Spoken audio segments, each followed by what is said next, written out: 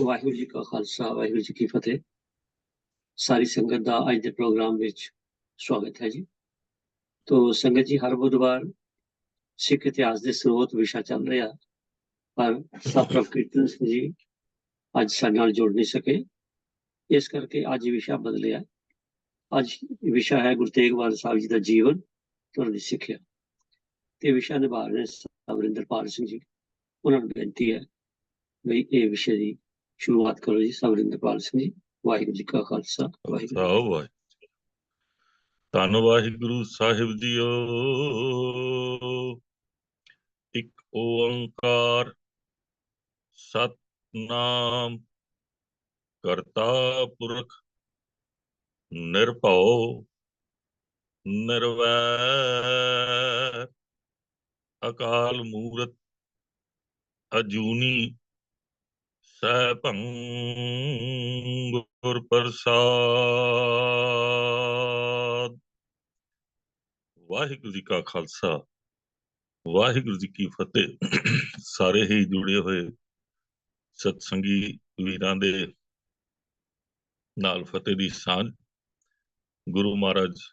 ਨੇ ਅਪਾਰ ਬਖਸ਼ਿਸ਼ ਕਿਰਪਾ ਕੀਤੀ ਹੈ ਕਿ ਅਸੀਂ ਰੋਜ਼ ਇਕੱਤਰ ਹੋ ਕੇ ਗੁਰੂ ਸ਼ਬਦ, ਗੁਰੂ ਇਤਿਹਾਸ, ਗੁਰਮਤ ਫਿਲਾਸਫੀ ਦੇ ਉੱਪਰ ਵਿਚਾਰਾ ਕਰਦੇ ਹਾਂ ਤੇ ਨਾਲ ਨਾਲ ਸਵਾਲ ਜਵਾਬ ਵੀ ਅਸੀਂ ਲੈਂਦੇ ਹਾਂ, ਜਿਸ ਦੇ ਨਾਲ ਸਾਡੇ ਭੁਲੇਖੇ, ਸਾਡੇ ਖੋਖਲੇ ਜਿਹੜੇ ਜਿੰਨੇ ਕੁ ਅਸੀਂ ਨਿਬੇੜ ਸਕਦੇ ਹਾਂ ਉਹਨਾਂ ਤੇ ਵਿਚਾਰ ਕਰਦੇ ਹਾਂ।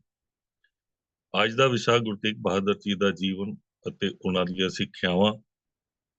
ਕਿਉਂਕਿ ਮੂਲ ਨਾਨਕਸ਼ਾਹੀ ਕੈਲੰਡਰ ਦੇ ਹਿਸਾਬ ਦੇ ਨਾਲ 23 ਅਤੇ 24 ਨਵੰਬਰ ਦੇ ਦਿਨ ਗੁਰੂ ਤੇਗ ਬਹਾਦਰ ਪਾਤਸ਼ਾਹ ਦੀ ਸ਼ਹਾਦਤ, ਗੁਰੂ ਨਾਨਕ ਸਾਹਿਬ ਪਾਤਸ਼ਾਹ ਜੀ ਦੇ 9ਵੇਂ ਜਾਮੇ ਦੀ ਸ਼ਹਾਦਤ ਦਾ ਦਿਨ ਆਉਂਦਾ ਹੈ। ਲੇਕਿਨ ਵਿਗੜੇ ਹੋਏ ਕੈਲੰਡਰ ਦੇ ਹਿਸਾਬ ਨਾਲ ਇਹ 17 ਦਸੰਬਰ ਨੂੰ ਮਨਾਉਣ ਵਾਸਤੇ ਸਾਰੇ ਜਗਤ ਵਿੱਚ ਜਿਹੜੇ ਭੁੱਲੜਵੀਰ ਮੂਲ ਨਾਨਕਸ਼ਾਹੀ ਕੈਲੰਡਰ ਨੂੰ ਬਦਲ ਚੁੱਕੇ ਨੇ ਉਹਨਾਂ ਦੇ ਕਾਰਨ ਮਨਾਇਆ ਜਾ ਰਿਹਾ ਹੈ। ਸੋ ਇਸ ਦਾ ਧਿਆਨ ਰੱਖਣਾ ਬੜਾ ਜ਼ਰੂਰੀ ਹੈ।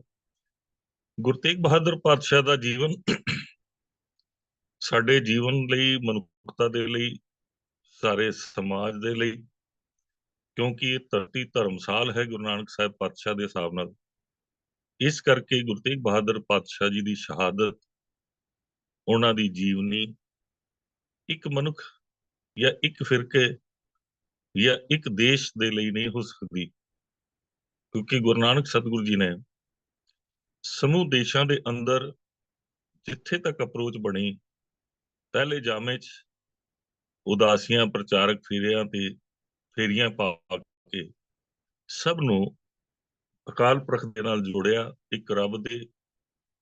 ਏਕਾ ਬਾਣੀ, ਇੱਕ ਗੁਰੂ, ਇੱਕੋ ਸ਼ਬਦ ਵਿਚਾਰ ਦੀ ਜਿਹੜੀ ਆਵਾਜ਼ ਦਿੱਤੀ, ਉਸ ਦੇ ਨਾਲ ਜੋੜਨ ਦਾ ਜਿਹੜਾ ਉਪਰਾਲਾ ਕੀਤਾ, ਉਹ 10 ਜਾਮਿਆਂ 'ਚ ਉਸ ਨੂੰ, ਕਿਉਂਕਿ ਇੱਕ ਦਿਨ ਦਾ ਕੰਮ ਨਹੀਂ ਸੀ, ਇੱਕ ਦਿਨ ਦੇ ਵਿੱਚ ਇਹ ਮਸਲਾ ਹੱਲ ਹੋਣ ਵਾਲਾ ਨਹੀਂ ਸੀ, ਜਾਂ 1 ਮਹੀਨੇ ਜਾਂ 2 ਮਹੀਨੇ ਜਾਂ 2 ਸਾਲ ਦੇ ਨਾਲ ਇਹ ਮਸਲੇ ਹੱਲ ਨਹੀਂ ਹੋਣੇ ਸਨ। ਸਤਿਗੁਰੂ ਨਿਰੰਕਾਰੀ ਜੋਤ ਜਾਣਦੇ ਸਨ ਕਿ ਇਹਨੂੰ ਇੱਕ ਪੂਰਾ ਸਮਾਂ, 2 ਸਦੀਆਂ, ਤਕਰੀਬਨ ਲਗਭਗ 2.5 ਸਦੀਆਂ ਦੇ ਵਿੱਚ ਇਹ ਕੰਮ ਪੂਰਨ ਹੋਇਆ, ਔਰ ਗੁਰਬਾਣੀ, ਗੁਰੂ ਗ੍ਰੰਥ ਸਾਹਿਬ ਪਾਤਸ਼ਾਹ ਨੂੰ ਮਨੁੱਖਤਾ ਦਾ, ਜਗਤ ਦਾ ਗੁਰੂ ਸਥਾਪਿਤ ਕਰਕੇ ਮਨੁੱਖਤਾ ਨੂੰ ਗੁਰੂ ਗ੍ਰੰਥ ਸਾਹਿਬ ਦੀ ਚਰਨੀ ਲਾਇਆ। ਹੁਣ ਗੁਰੂ ਤੇਗ ਬਹਾਦਰ ਪਾਤਸ਼ਾਹ ਜੀ ਦੇ ਜੀਵਨ ਦੇ ਉੱਪਰ ਜੇ ਸਮੁੱਚੀ ਝਾਤ ਮਾਰੀਏ ਤੇ ਅੱਜ ਇਤਿਹਾਸ ਵਿੱਚ ਬੜੇ ਸਾਰੇ ਤੋਖਲੇ ਪੈਦਾ ਕੀਤੇ ਗਏ, ਔਰ ਇਹ ਤੋਖਲੇ ਪੈਦਾ ਹੁੰਦੇ ਰਹਿੰਦੇ ਹਨ, ਭਾਵੇਂ ਕਿ ਬਹੁਤ ਸਾਰੇ ਵਿਚਾਰਧਾਰਾਵਾਂ ਜਾਂ ਧਰਮਾਂ ਦੀ ਗੱਲ ਕਰੀਏ, ਉਹਨਾਂ ਵਿੱਚ ਵੀ ਪੈਦਾ ਹੁੰਦੇ ਰਹੇ ਆ। ਇਸ ਕਰਕੇ ਸਾਨੂੰ ਬਹੁਤ ਵਿਚਲਿਤ ਨਹੀਂ ਹੋਣਾ ਚਾਹੀਦਾ, ਸਾਨੂੰ ਘਬਰਾਉਣਾ ਨਹੀਂ ਚਾਹੀਦਾ, ਸਾਨੂੰ ਆਪਣੇ ਮਨ ਨੂੰ ਜਿਹੜਾ ਹੈ ਕਮਜ਼ੋਰ ਨਹੀਂ ਕਰਨਾ ਚਾਹੀਦਾ। ਇਹ ਕਮਜ਼ੋਰ ਤਦ ਹੁੰਦਾ ਹੈ ਜਦ ਅਸੀਂ ਗੁਰਬਾਣੀ ਨੂੰ ਵਿਚਾਰਦੇ ਨਹੀਂ ਹਾਂ, ਗੁਰਬਾਣੀ ਨੂੰ ਸਮਝਦੇ ਨਹੀਂ ਹਾਂ, ਔਰ ਗੁਰਬਾਣੀ ਦੇ ਅਨੁਕੂਲ ਅਨੁਸਾਰ ਇਤਿਹਾਸ ਨੂੰ ਉਸ ਦੀ ਕਸਵੱਟੀ ਤੇ ਨਹੀਂ ਤੋਲਦੇ ਹਾਂ, ਜਿਸ ਕਰਕੇ ਅਸੀਂ ਤੋਖਲਿਆਂ ਵਿੱਚ ਫਸ ਜਾਂਦੇ ਹਾਂ। ਸੋ ਗੁਰੂ ਤੇਗ ਬਹਾਦਰ ਪਾਤਸ਼ਾਹ ਜੀ ਦਾ ਜੀਵਨ ਦੇ ਉੱਪਰ ਜੇ ਸਰਸਰੀ ਝਾਤ ਮਾਰੀਏ, ਸ਼ੁਰੂਆਤੀ ਜਨਮ ਜਿਹੜਾ ਹੈ ਗੁਰੂ ਤੇਗ ਬਹਾਦਰ ਪਾਤਸ਼ਾਹ ਜੀ ਦਾ 1621 ਦੇ ਅੰਦਰ ਸਤਿਗੁਰੂ ਗੁਰੂ ਹਰਗੋਬਿੰਦ ਸਾਹਿਬ ਪਾਤਸ਼ਾਹ ਜੀ ਦੇ ਛੋਟੇ ਸਾਹਿਬਜ਼ਾਦੇ ਹਨ, ਔਰ ਇਹਨਾਂ ਨੇ ਆਪਣੇ ਸ਼ੁਰੂਆਤੀ ਜੀਵਨ ਵਿੱਚ ਸਾਰੀ ਸਿੱਖਿਆਵਾਂ, ਸਾਰੀਆਂ ਜਿਹੜੀਆਂ ਹਨ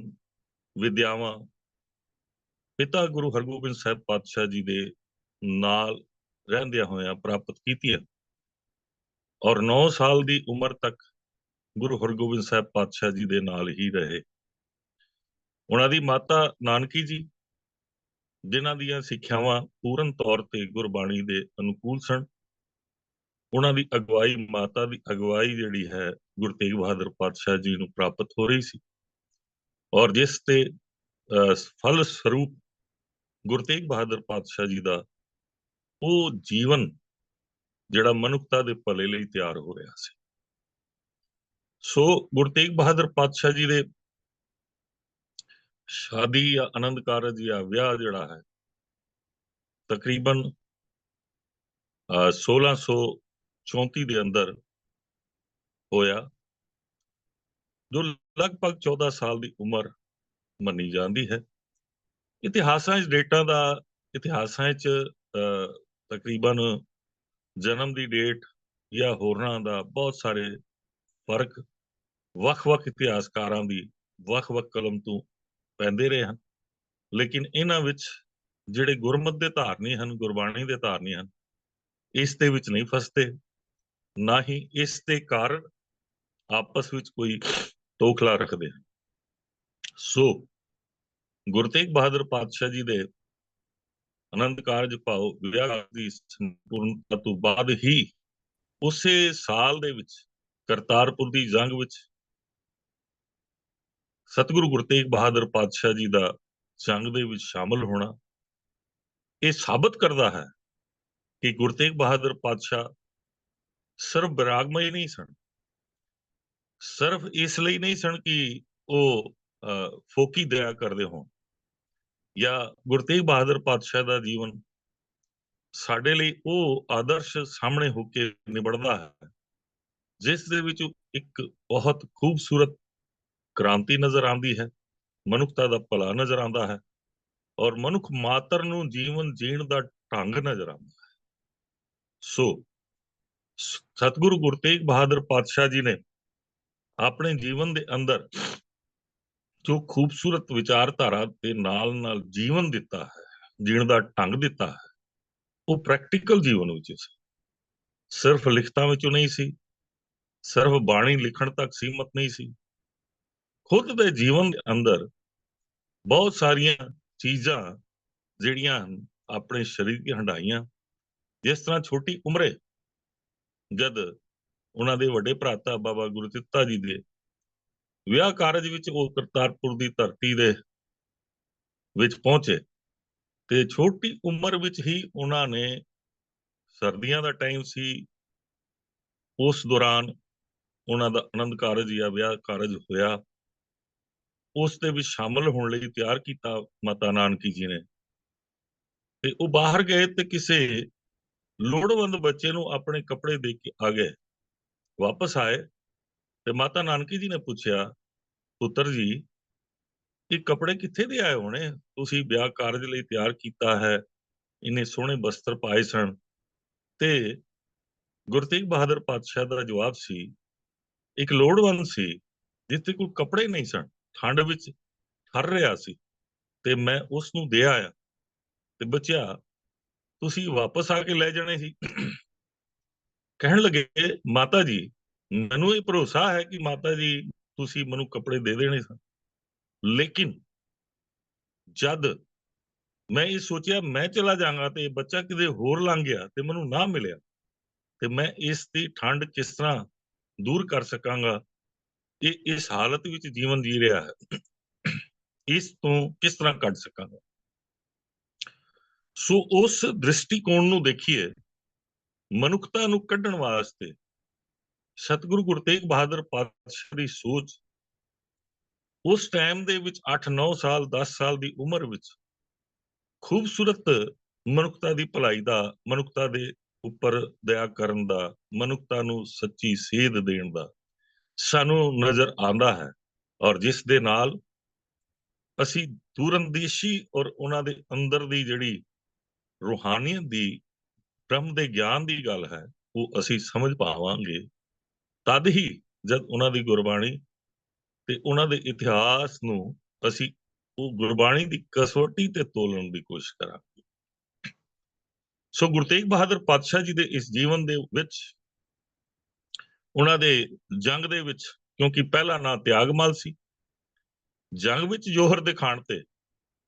ਉਹਨਾਂ ਦੀ ਸ਼ਸਤਰ ਵਿਦਿਆ, ਘੋੜਸਵਾਰੀ ਤੇ ਜੰਗ ਦੇ ਵਿੱਚ ਹਰ ਇੱਕ ਕਲਾ ਵਿੱਚੋਂ ਸੰਪੂਰਨ ਹੋ ਕੇ, ਪੂਰਨ ਤੌਰ ਤੇ ਜੰਗ ਦੇ ਮੈਦਾਨ ਦੀ ਹਰ ਇੱਕ ਕਾਬਲੀਅਤ ਨੂੰ ਦੇਖਦਿਆਂ ਹੋਏ ਗੁਰਸਿੱਖਾਂ ਨੇ ਤੇ ਗੁਰੂ ਹਰਗੋਬਿੰਦ ਸਾਹਿਬ ਪਾਤਸ਼ਾਹ ਜੀ ਨੇ, ਗੁਰੂ ਨਾਨਕ ਸਾਹਿਬ ਪਾਤਸ਼ਾਹ ਜੀ ਦੇ 6ਵੇਂ ਜਾਮੇ, ਉਹਨਾਂ ਨੇ ਉਹਨਾਂ ਦਾ ਨਾਂ ਤਿਆਗਮਲ ਦੀ ਜਗ੍ਹਾ ਤੇਗ ਬਹਾਦਰ ਰੱਖ ਦਿੱਤਾ। ਆਪਣੇ ਨਾਂ ਨੂੰ ਚੇਂਜ ਕਰਨ ਦਾ ਆਪਣੇ ਜੀਵਨ ਦੇ ਵਿੱਚ ਸ਼ਸਤਰ ਵਿਦਿਆ ਔਰ ਮਨੁੱਖਤਾ ਨੂੰ ਮੀਰੀ ਅਤੇ ਪੀਰੀ ਦੇ ਸਿਧਾਂਤ ਨੂੰ ਆਪਣੇ ਪਿਤਾ ਤੋਂ ਜੋ ਪ੍ਰਾਪਤ ਕੀਤਾ, ਉਸ ਨੂੰ ਬਖੂਬਸੂਰਤ ਤਰੀਕੇ ਨਾਲ ਸਾਰੇ ਸੰਸਾਰ ਦੇ ਅੰਦਰ ਰੱਖਣ ਕਰਕੇ ਉਹਨਾਂ ਨੂੰ ਇਹ ਉਪਾਧੀ ਤੇਗ ਬਹਾਦਰ ਦੀ ਮਿਲੀ। ਤਿਆਗਮਲ ਤੋਂ ਤੇਗ ਬਹਾਦਰ ਜੀ, ਬਾਬਾ ਤੇਗ ਬਹਾਦਰ ਜੀ ਦੇ ਨਾਂ ਤੇ ਮਸ਼ਹੂਰ ਹੋਏ ਔਰ ਸਾਰੀ ਮਨੁੱਖਤਾ ਦੇ ਵਿੱਚ ਉਸ ਤੇਗ ਦੇ ਧਨੀ ਮਹਾਨ ਪੁਰਸ਼, ਮਹਾਨ ਗੁਰੂ, ਜਗਤ ਗੁਰੂ ਗੁਰੂ ਨਾਨਕ ਸਾਹਿਬ ਦੇ 9ਵੇਂ ਜਾਮੇ, ਜਿਨ੍ਹਾਂ ਦੇ ਕਾਰਜਾਂ ਨੂੰ ਅੱਜ ਸੰਸਾਰ ਪੂਰਨ ਤੌਰ ਤੇ ਨਤਮਸਤਕ ਹੁੰਦਾ ਹੈ। ਸੋ ਗੁਰੂ ਤੇਗ ਬਹਾਦਰ ਪਾਤਸ਼ਾਹ ਜੀ ਦੇ ਜੀਵਨ ਦੇ ਉਸ ਪੱਖਾਂ ਨੂੰ ਦੇਖੀਏ ਤੇ ਜਦ ਕੀਰਤਪੁਰ ਸਾਹਿਬ ਸ਼ਹਿਰ ਵਸਾਉਣ ਦਾ ਵਿਚਾਰ ਗੁਰੂ ਹਰਗੋਬਿੰਦ ਸਾਹਿਬ ਪਾਤਸ਼ਾਹ ਜੀ ਨੇ 4 ਜੰਗਾਂ ਤੋਂ ਬਾਅਦ ਬਣਾਇਆ ਤੇ ਉਸ ਟਾਈਮ ਦੇ ਮੋਹਤਬਰ ਸਿੱਖਾਂ ਦੇ ਸਹਿਯੋਗ ਦੇ ਨਾਲ ਉਹ ਸ਼ਹਿਰ ਵਸਾਉਣ ਵਾਸਤੇ ਜਗ੍ਹਾ ਲਿੱਤੀ ਗਈ ਔਰ ਉਸ ਦੇ ਵਿੱਚ ਗੁਰੂ ਤੇਗ ਬਹਾਦਰ ਪਾਤਸ਼ਾਹ ਜੀ ਦਾ ਬੜਾ ਹੀ ਸੋਹਣਾ ਔਰ ਬੜਾ ਹੀ ਦੂਰਅੰਦੇਸ਼ੀ ਵਾਲੇ ਕਾਰਜ ਨਜ਼ਰ ਆਉਂਦੇ ਨੇ, ਕਿਉਂਕਿ ਇਤਿਹਾਸਕ ਸਰੋਤਾਂ ਦੇ ਅੰਦਰ ਅਸੀਂ ਪੜਚੋਲ ਨਹੀਂ ਕਰਦੇ, ਜਿਸ ਕਰਕੇ ਇਹਨਾਂ ਬਾਰੇ ਅਸੀਂ ਸਹੀ ਤਰੀਕੇ ਨਾਲ ਸਮਝ ਨਹੀਂ ਪਾ ਰਹੇ। ਗੁਰੂ ਤੇਗ ਬਹਾਦਰ ਪਾਤਸ਼ਾਹ ਜੀ ਦੇ ਕੀਰਤਪੁਰ ਸਾਹਿਬ ਦੇ ਵਿੱਚ ਜਿਹੜੇ ਕਾਰਜ ਕੀਤੇ ਗਏ, ਉਹਨਾਂ ਕਾਰਜਾਂ ਦੇ ਬਦੌਲਤ ਔਰ ਉਹਨਾਂ ਦੇ ਪ੍ਰਚਾਰਕ ਦੂਰਅੰਦੇਸ਼ੀ ਨੂੰ ਔਰ ਕਲਾ ਨੂੰ ਦੇਖਦੇ ਹੋਏ ਗੁਰੂ ਹਰਗੋਬਿੰਦ ਸਾਹਿਬ ਪਾਤਸ਼ਾਹ ਜੀ ਨੇ ਉਹਨਾਂ ਨੂੰ ਪੰਜਾਬ ਦੇ ਉਹਨਾਂ ਇਲਾਕਿਆਂ ਦਾ ਪ੍ਰਚਾਰਕ ਥਾਪਿਆ, ਜਿਸ ਤਰ੍ਹਾਂ ਪਹਿਲਾਂ ਗੁਰੂ ਕਾਲ ਦੇ ਅੰਦਰ ਮੰਜੀਆਂ ਥਾਪੀਆਂ ਜਾਂਦੀਆਂ ਸਨ, ਪੀੜੇ ਥਾਪੇ ਜਾਂਦੇ ਸਨ, ਫਿਰ ਮਸਨ ਦੀ ਪ੍ਰਥਾ ਹੋਈ, ਫਿਰ ਪ੍ਰਚਾਰਕ, ਸੰਗਤੀ ਪ੍ਰਚਾਰਕ ਕਾਇਮ ਕਰਨ ਦੀ ਪ੍ਰਥਾ ਨੂੰ ਗੁਰੂ ਹਰਗੋਬਿੰਦ ਸਾਹਿਬ ਪਾਤਸ਼ਾਹ ਜੀ ਨੇ ਵਧਾਇਆ ਤੇ ਪ੍ਰਚਾਰਕ ਵੱਖ-ਵੱਖ ਥਾਪੇ ਗਏ ਤੇ ਉਹਨਾਂ ਨੂੰ ਪਹਿਲੇ ਪ੍ਰਚਾਰਕ ਦੇ ਤੌਰ ਤੇ ਉਹਨਾਂ ਦੇ ਨਾਨਕੇ ਪਿੰਡ ਬਾਬਾ ਬਕਾਲਾ, ਜਿਸ ਦਾ ਬਕਾਲਾ ਨਾਂ ਦੇ ਨਾਲ ਸ਼ਹਿਰ ਮਸ਼ਹੂਰ ਸੀ, ਜਿਸ ਦਾ ਬਾਅਦ ਵਿੱਚ ਬਾਬਾ ਬਕਾਲਾ ਨਾਂ ਪਿਆ, ਉਸ ਦੇ ਆਲੇ ਦੁਆਲੇ ਹਰਿਆਣਾ ਦੇ, ਜਿਸ ਨੂੰ ਪੰਜਾਬ ਸੀ ਪਹਿਲਾਂ, ਧਮਤਾਲ ਦੇ ਏਰੀਏ, ਰੋਹਤਕ, ਸਿਰਸਾ, ਇਹਨਾਂ ਇਲਾਕਿਆਂ 'ਚ ਬਹੁਤ ਖੂਬਸੂਰਤ ਪ੍ਰਚਾਰ ਕੀਤਾ ਔਰ ਬਹੁਤ ਹੀ ਦੂਰਅੰਦੇਸ਼ੀ ਦੇ ਨਾਲ ਲੋਕਾਂ ਦੇ ਅੰਦਰ ਦੇ ਭਰਮ ਭੁਲੇਖੇ, ਮਨੁੱਖਤਾ ਨੂੰ ਜੀਣ ਦਾ ਢੰਗ ਔਰ ਰੂਹਾਨੀਅਤ ਦੇ ਉਸ ਖੂਬਸੂਰਤ ਨਜ਼ਾਰੇ ਨੂੰ, ਜਿਹੜਾ ਕੁਦਰਤ ਵਿੱਚ ਵਸ ਰਹੇ ਕਾਦਰ ਦੇ ਨਜ਼ਾਰੇ ਨੂੰ ਦਿਖਾਉਣ ਵਾਸਤੇ ਜੋ ਤਰੀਕਾ ਢੰਗ ਗੁਰਬਾਣੀ ਰਾਹੀਂ ਸਮਝਾਇਆ, ਉਹ ਬਹੁਤ ਹੀ ਕਾਬਲੇ ਤਾਰੀਫ ਸੀ। ਜੇ ਭੱਟਵਈਆਂ ਦੇ ਹਿਸਾਬ ਨਾਲ ਦੇਖੀਏ ਤੇ ਉਹਨਾਂ ਦੌਰਾਨ ਵਿੱਚ ਉਹ ਜਦ ਬਾਬੇ ਬਕਾਲੇ ਗੁਰੂ ਦੇ ਹੁਕਮ ਦੇ ਨਾਲ ਆਪਣੇ ਉਸ ਅਸਥਾਨ ਤੇ ਉੱਪਰ ਪ੍ਰਚਾਰਕ ਦੇ ਤੌਰ ਤੇ ਉਹ ਥਾਪੇ ਗਏ ਤੇ ਮਾਤਾ ਨਾਨਕੀ ਜੀ ਤੇ ਮਾਤਾ ਗੁਜਰ ਕੌਰ ਜੀ ਗੁਜਰੀ ਜੀ ਦੇ ਨਾਲ, ਉਸ ਟਾਈਮ ਮਾਤਾ ਗੁਜਰੀ ਜੀ ਦੇ ਨਾਲ ਉਸ ਇਲਾਕੇ ਮਾਤਾ ਜੀ ਵੀ ਸਹਿਯੋਗ ਕਰਦੇ ਸਨ, ਮਾਤਾ ਗੁਜਰੀ ਜੀ ਵੀ ਸਹਿਯੋਗ ਕਰਦੇ ਸਨ। ਇਹ ਨਹੀਂ ਹੋ ਸਕਦਾ ਕਿ ਸਾਡੀਆਂ ਗੁਰੂ ਮਾਤਾਵਾਂ ਇਸ ਕਾਰਜ ਵਿੱਚ ਕਿਧਰੇ ਪਿੱਛੇ ਰਹਿੰਦੀਆਂ ਹੋਣ, ਕਿਉਂਕਿ ਮਾਤਾ ਖੀਵੀ ਜੀ ਦੇ ਲੰਗਰ ਦੀ ਪ੍ਰਥਾ ਨੂੰ ਸੰਭਾਲਣਾ, ਮੈਨੇਜਮੈਂਟ ਗੁਰੂ ਘਰ ਦੇ ਮੈਨੇਜਮੈਂਟ ਨੂੰ ਸੰਭਾਲਣਾ, ਬੀਬੀ ਭਾਨੀ ਜੀ ਦੇ, ਗੁਰੂ ਰਾਮਦਾਸ ਜੀ ਦੇ ਸਾਰੇ ਪ੍ਰਬੰਧ ਵਿੱਚ ਪੂਰਨ ਸਹਿਯੋਗ ਕਰਨਾ, ਇਹਨਾਂ ਦੀ ਪੜਚੋਲ ਬਹੁਤ ਜ਼ਰੂਰੀ ਹੈ, ਜਿਸ ਤੋਂ ਅਸੀਂ ਅੱਜ ਤੱਕ ਬਹੁਤ ਦੂਰ ਹਾਂ। ਅਸੀਂ ਗੁਰੂ ਮਾਤਾਵਾਂ ਦਾ ਉਸ ਟਾਈਮ ਦੀਆਂ ਜਿੰਨਾ ਵੀ ਬੀਬੀਆਂ ਨੇ ਗੁਰੂ ਨਾਨਕ ਸਤਿਗੁਰੂ ਦੀ ਵਿਚਾਰਧਾਰਾ ਨੂੰ ਪ੍ਰਚਾਰਿਆ, ਉਸ ਦੀ ਪੂਰਨ ਤੌਰ ਤੇ ਖੋਜ ਤੇ ਪੜਚੋਲ ਨਹੀਂ ਕਰ ਪਾਏ। ਔਰ ਇਹਦੀ ਜੇ ਕਰੀਏ ਤੇ ਸਾਡੇ ਸਾਹਮਣੇ ਬੜੇ ਹੀ ਕਮਾਲ ਦੇ ਔਰ ਬਹੁਤ ਖੂਬਸੂਰਤ ਨਤੀਜੇ ਸਾਹਮਣੇ ਆਉਣਗੇ, ਜਿਸ ਦੇ ਨਾਲ ਅੱਜ ਦੀਆਂ ਬੀਬੀਆਂ ਦੇ ਅੰਦਰ ਇੱਕ ਤਬਦੀਲੀ ਨਜ਼ਰ ਆਏਗੀ। ਉਹ ਸਮਝ ਪਾਉਣਗੀਆਂ